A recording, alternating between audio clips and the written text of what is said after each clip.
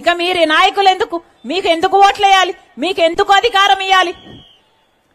ఆ రోజు జగన్మోహన్ రెడ్డి గారు చెప్పిన మాట, మమ్మల్ని గెలిపించండి, ప్రత్యేక హోదా తీసుకొస్తాము అన్నారు. ఆ రోజు చంద్రబాబు గారు ముఖ్యమంత్రిగా ఉంటే ఆ రోజు చంద్రబాబు గారు నీ తిట్టిపోసి జగన్మోహన్ రెడ్డి గారు అన్న మాట, రండి మూకుమ్మడిగా రాజీనామాలు చేద్దాము అన్నారు. స్పెషల్ స్టేటస్ ఎందుకు రాదో చూద్దాము అన్నారు.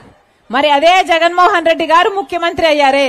మరి ముఖ్యమంత్రి అయ్యాక ఒక్క రోజైనా ఒక్క నిజమైన ఉద్యమమైనా ప్రత్యేక హోదా కోసం చేశారా? ఒక్కసారైనా కొట్లాడారా? ఈ అవినాష్ రెడ్డి ఎంపీగా ఉన్నాడే, ఈయనైనా రాజీనామా చేశాడా ప్రత్యేక హోదా కోసం? ఈయనైనా ఒక్కసారైనా కడప స్టీల్ ఫ్యాక్టరీ కోసం కొట్లాడా?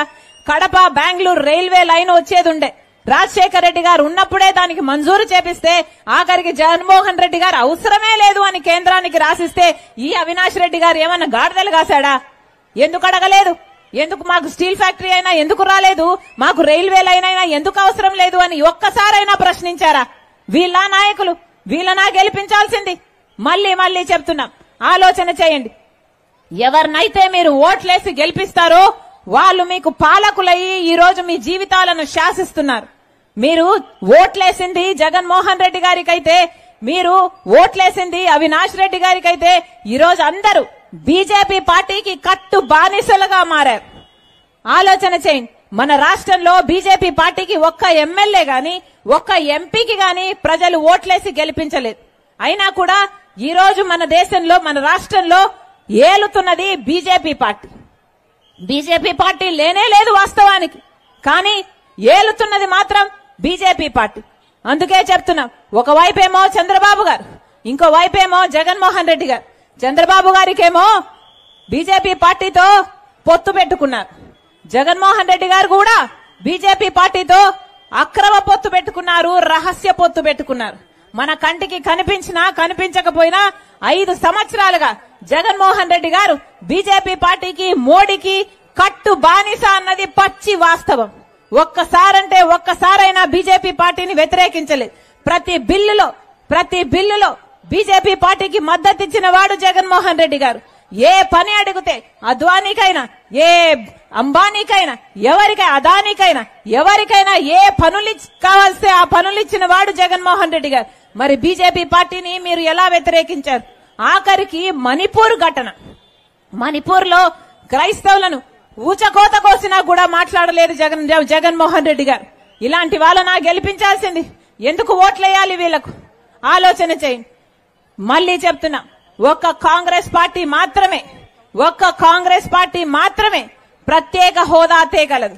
10 సంవత్సరాలుగా బీజేపీ పార్టీ ప్రత్యేక హోదా ఇవ్వగలిగి కూడా ఇంతవరకు పట్టించుకోలేదు. ప్రత్యేక హోదా ఇవ్వలేదు. పోలవరం ప్రాజెక్టుతో పాటు మిగతా ఇరిగేషన్ ప్రాజెక్టులు సహాయం చేయలేదు. మనకు రాజధాని కట్టలేదు. కడప స్టీల్ ఫ్యాక్టరీ ఇయ్యలేదు. ఏది ఇవ్వకపోయినా ఒకవైపు చంద్రబాబు గారు, ఒకవైపు జగన్మోహన్ రెడ్డి గారు అదే బీజేపీ పార్టీతో డ్యూయెట్లు పాడారు ఇన్ని రోజులు. మళ్ళీ చెప్తున్నాం, వీళ్లకు ఓట్లేస్తే మనకు ప్రత్యేక హోదా రాదు, కడప స్టీల్ ఫ్యాక్టరీ రాదు, రాజధాని రాదు. మళ్ళీ చెప్తున్నాం, మనకు ప్రత్యేక హోదా వస్తేనే మన బిడ్డలు బాగుపడతారు, మన రాష్ట్రం బాగుపడుతుంది. ఆలోచన చేయండి. రాహుల్ గాంధీ గారు చెప్పిన మాట, మమ్మల్ని ఆశీర్వదించండి. కాంగ్రెస్ పార్టీ అధికారం లేకొచ్చిన వెంటనే 5 సంవత్సరాలు కాదు 10 సంవత్సరాల ప్రత్యేక హోదా ఇస్తాము అన్నారు రాహుల్ గాంధీ గారు. ఆ మాటను పట్టుకొని వచ్చింది రాజశేఖర రెడ్డి బిడ్డ. మళ్ళీ చెప్తున్నాం, కాంగ్రెస్ పార్టీని అధికారంలోకి తీసుకురండి, ప్రత్యేక హోదాను మేము తీసుకొస్తాం. అంతేకాదు, కాంగ్రెస్ పార్టీ చెప్పిన ఇంకొక అద్భుతమైన గ్యారంటీ, ప్రతి పేద ఇంటికి నెలకు 8,300 రూపాయలు ఇచ్చే పథకం, మహాలక్ష్మి పథకం, సంవత్సరానికి 1,00,000 రూపాయలు ఇచ్చే పథకం కాంగ్రెస్ పార్టీ గ్యారంటీగా చెప్తుంది. అంతేకాదు, ఒక్క సంవత్సరానికి 1,00,000 రూపాయలంటే 5 ఏళ్లకు 5 లక్షలు. ఇంతమంది అక్క చెల్లెలు ఉన్నారు, మీ అందరికీ తెలుసు. ఖర్చులు ఎలా ఉన్నాయో తెలుసు. ఏది ముట్టుకున్న ఆకాశాన్ని అంటుతున్నాయి ధరలు. జగన్మోహన్ రెడ్డి గారు 15,000 అమ్మ ఒడి ఇస్తాను 2 బిడ్డలకు అని చెప్పిన వాడు ఈ రోజు 2 బిడ్డలకు ఇవ్వటం లేదు, 1 బిడ్డకు మాత్రమే ఇస్తున్నారు. అంటే సగానికి సగం కట్టు.